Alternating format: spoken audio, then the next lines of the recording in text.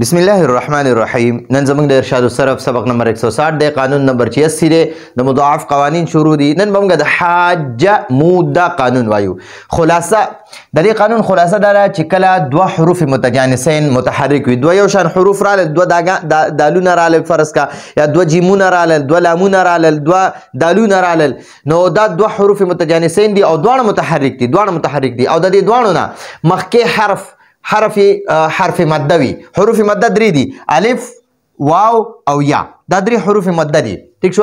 نو الف مده نه مخکې زبر وي، د دې الف مده نه مخکې زبر وي، د دې واو مده نه مخکې پیش وي، او د دې یا مده نه مخکې زیر وي، او دا الف هم ساکن وي، دا واو هم ساکن وي، دا یا هم ساکن وي. لکه ګورئ الف مده مثال د لدر کم با، وګورئ دا الف مده دی، د دې مخکې زبر دی، دا الف ساکن دی، په د باندې زبر زیر پیش جزم وغیره نشته. او د واو مده مثال درکم، دا وګورئ دا با باندې پیش دی او دا واو ساکن دی، نو دی واو ته واو مده وایي، ځکه واو ساکن دی مخکې ته پیش دی، نو چې کله واو ساکن وي مخکې ته پیش شي دی واو ته واو مده وایي. او چې کله یا ساکن وي او مخکې ته زیر وي، مخکې حرف باندې زیر وي، نو دی یا ته یای مده وایي. نو الف مده، واو مده، یای مده. نو هر کله چې دوه حروف متجانسین متحرک وي، حرکت والا وي، او د دې دواړو نه مخکې حرف مده وي، که الف وي، که واو وي، که یا وي، چې دې دریو کې کم یو حرف مده راشي، نو په دې دوو حروف متجانسین کې اول حرف ساکنول او په دویم حرف کې مدغم کول واجب دي. اول حرف به ساکن کې او په دویم حرف کې به ادغام وکړي، نو دا اول حرف ساکنول او دویم حرف کې ادغام کول دا واجب دي. لکه ګورئ حاججه دی کنه، حاججه دا دوه حروف متجانسین راغلي، اول هم جیم دی، دویم هم جیم دی، او د دې دواړو نه مخکې دا الف مده دی، الف مده. نو ګورئ کله چې دوه یو شان حروف راشي، دواړه متحرک دي، په جیم باندې حرکت دی، په دویم جیم باندې حرکت دی، او مخکې ته حرف مده وي، نو د دې دواړو جیمونو کې اولنی جیم به ساکن کې، دا اولنی جیم موږ ساکن کو، حاججه دی، نو دې نه موږ جوړ کو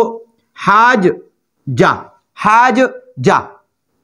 نو ګورئ دا الف مده دی، او دا دوه جیمونه متحرک و، اولنی جیم دغه کو ساکن کو، او په دې دویم کې مدغم کو، نو دا حاججه به مونږ اوس داسې حاججه به مونږ اوس وایو حاجه داسې به وایو بیا. ٹھیک شوه؟ دقه شان مودیده دی، مودیده. وګورئ دوه دالونه راغلل، دوه دالونه او دواړه متحرک دي، او مخکې حرف واو مده دی، حرف مده دی. نو اوس په دې دواړو کې د اولنی دال ساکن کې او په دې دویم کې به مدغم کې، نو دا اوس وګورئ موږ سره مودیده دی، مودیده.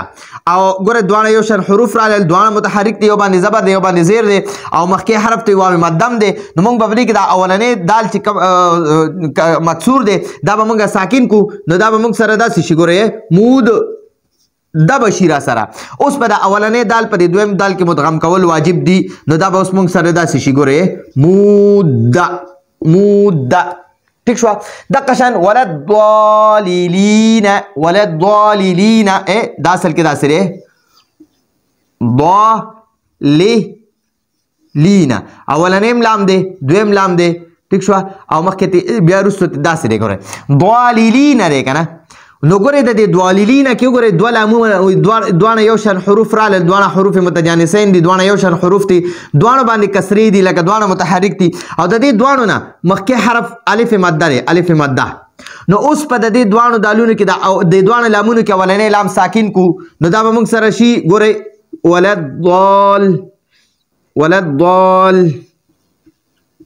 ضاللین. نو دا اولنی لام هم ساکن کو، د دویم باندې په خپل ځای واچي، نو دا به داسې شي. اوس په دا یو لام، دا ساکن لام په د دویم لام کې مدغم کې، نو موږ سره به دا شي، ګورئ ورته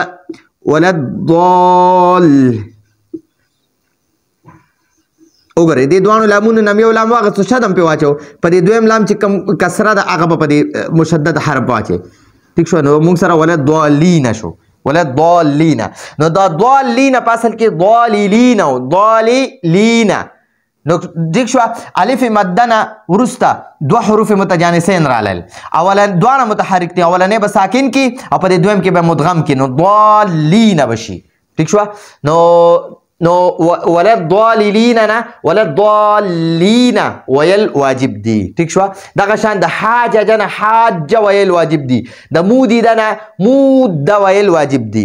ٹھیک شو؟ امید دی تاسو په دې قانون باندې پوه شوي یئ. دا زموږ د نن ورځې درس و. راتلونکي درس پر اجازت غواړو. هذا هو المرام والله اعلم بحقیقة الكلام.